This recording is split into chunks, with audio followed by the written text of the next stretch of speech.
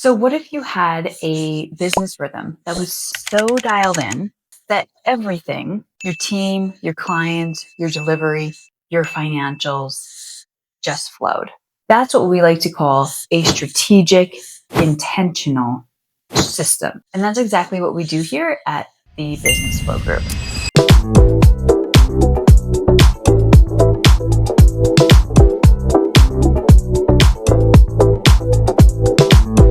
We believe in operations at every stage of your business.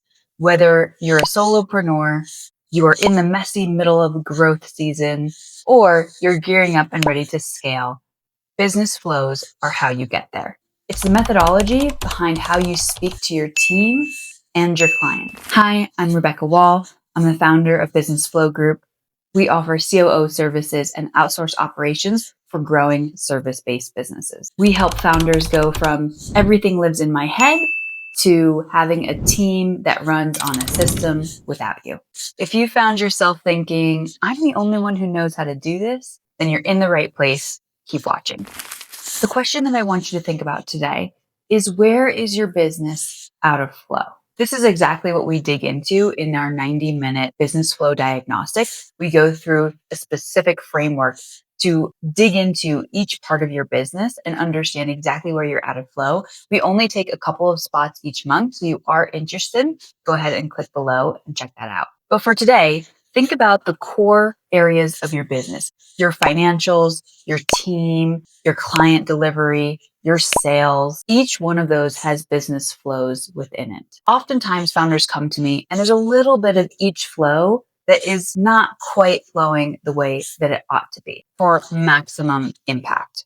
So you might be thinking as well, there's a little bit in each one, but I want you to really focus on which one, if you really dialed in on it today and it all got back into flow, which one would have the most impact on your well-being, on your team, on your bank account, on the longevity of your business? Which one would have the most impact? And then think about things upstream or downstream.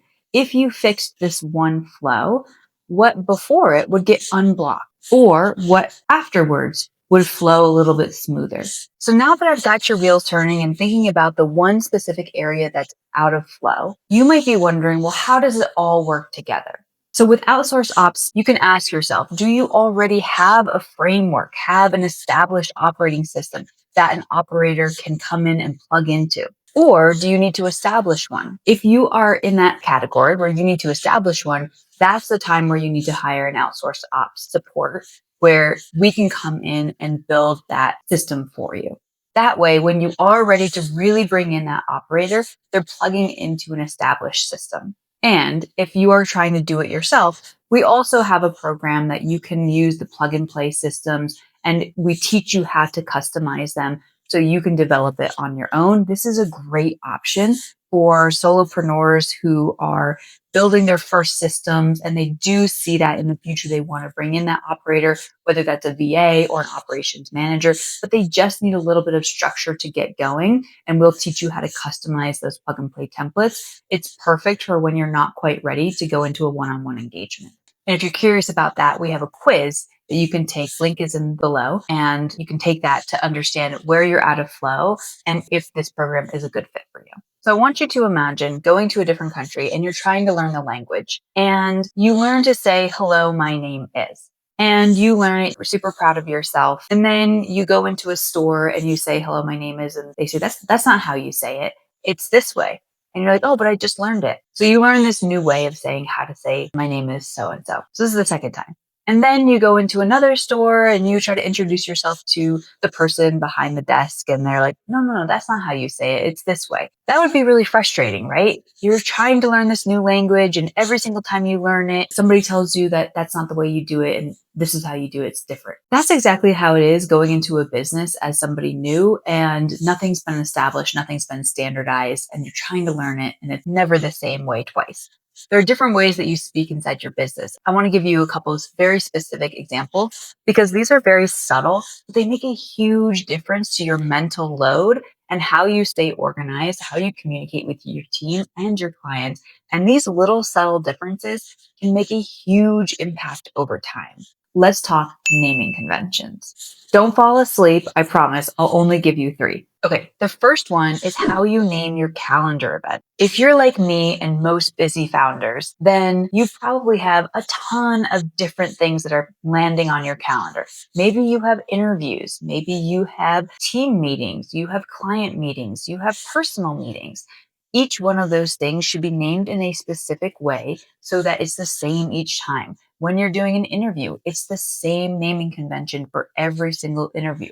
If you're doing a first time interview, a second interview, a final interview, each one of those should have a specific naming convention so you can quickly identify exactly what's going on in your calendar. You don't have to think about it or try to remember, oh, what's that person's name? And what's really great is when you do start to do automations, or maybe you already are there, then you can tell your automations, your AI, look for any calendar invites that use this naming convention. And then it's really easy for AI to pull it. And you don't have to go back and forth and have it say, I don't know what you're talking about. I don't see anything like that. Well, everything's according to that naming convention. So it makes that go a lot smoother. And when you pull from an automation is going to look for that specific calendar naming convention. So if it says the name kickoff in it, or if it says client in it, things like that, it'll look for those and it can filter those out. The second one is how you name your documents in your file storage. Now, I don't know about you, but have you been starting to use Claude and you can see that it makes all these documents for you? So one of the side effects of that is that now you have maybe 10 different versions of the same document that you've been working on now living in your drive. And so that can create a lot of extra clutter. So there are some different naming conventions that you can do to make sure that you are only working on the most recent version, but also there's also a skill that you can use in Claude to delete all of those files that you don't need anymore at the end of the week. So you can just do a drive cleanup at the end of the week. So anything without that specific naming convention for that document gets cleaned up. But beyond Claude and some of the fancy tricks that it can do for us, it's so much easier for your team and for you to be able to locate your files, to be able to understand very quickly what this file is, what version you're working on when you use a standardized naming convention. So here at the Business Flow Group, some of the conventions that we use is we have an acronym for all of our clients. We have an acronym for anything that we're using for an agenda or team meetings.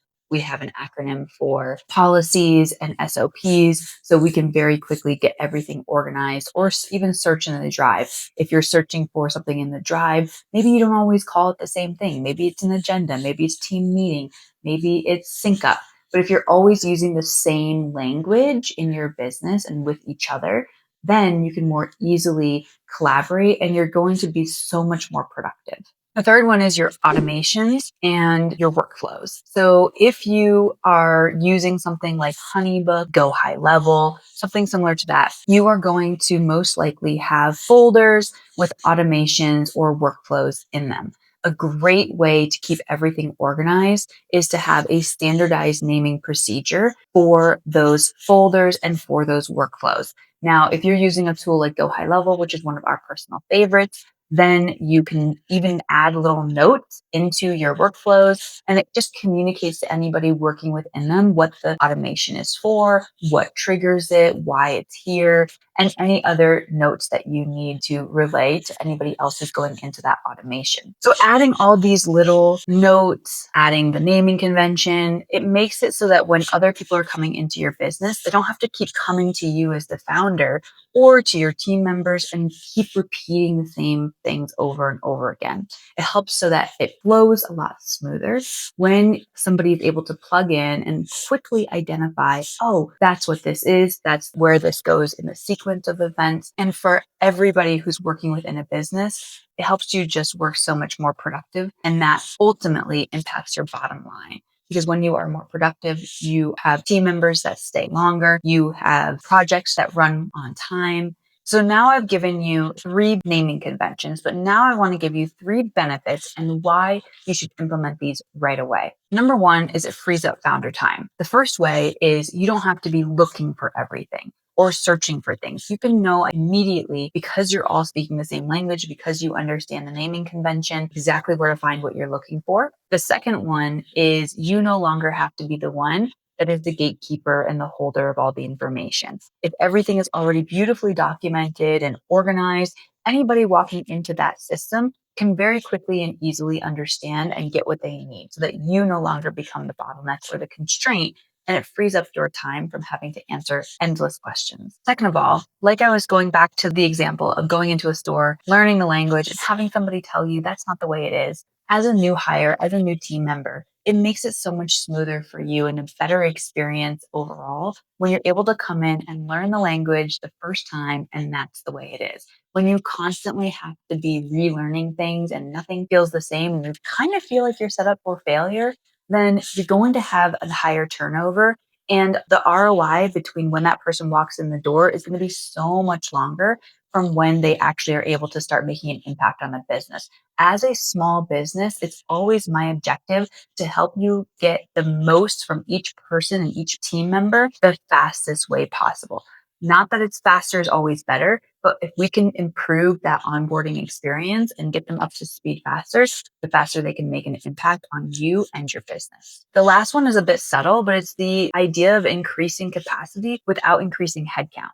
If we can make these subtle tweaks between the language that you're speaking, the naming conventions, keeping things organized, somebody who used to spend a miscellaneous amount of time, maybe even like multiple hours a week searching for things, having to context switch because they're not being productive, if we can shrink that way down and have that person be more productive, especially with utilizing Claude, utilizing AI and automation, as you see fit in your business. Everybody needs to be able to use it in a way that feels appropriate for them. But if we're leveraging these different tools in these systems, we can increase the amount of capacity, we can increase the workload and the outputs of your team without having to hire more people. Or if you want to hire more people, you can increase their output. So now maybe you are ready to hire another person, but that person can now do the work of 3 or 4 people instead of one person.